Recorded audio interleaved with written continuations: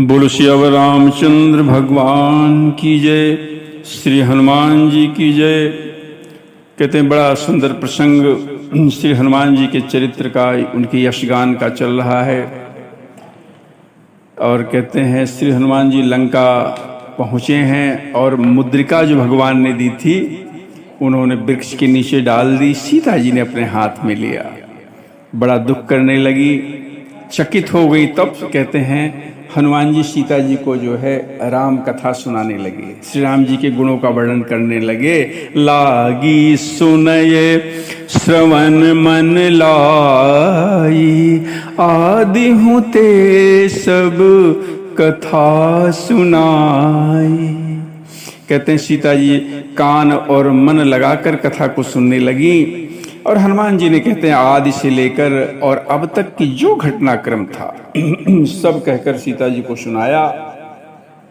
सीता जी प्रसन्न हो रही हैं और कहती हैं कि श्रवणामृत जेहि कथा सुहाई, और कही सो प्रगट होत किन भाई।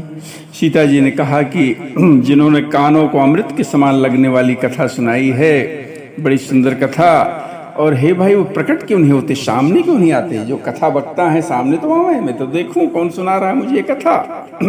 तब हनुमंत निकट चली गए वो, फिर बैठी मन विस्मय भयऊ। तब हनुमान जी कहते सीता जी के पास गए, और जैसे ही सीता जी ने हनुमान जी को देखा करे तो बंदर हैं तो मुंह फेर लिया।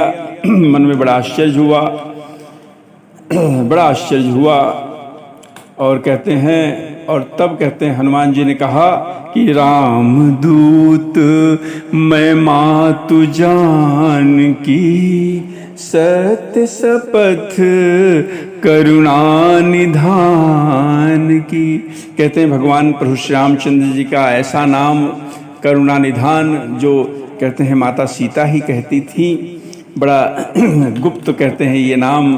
हनुमान जी ने भगवान का नाम करुणा निधान की शपथ लेके कहा कि मैं तो उनका दूत हूँ।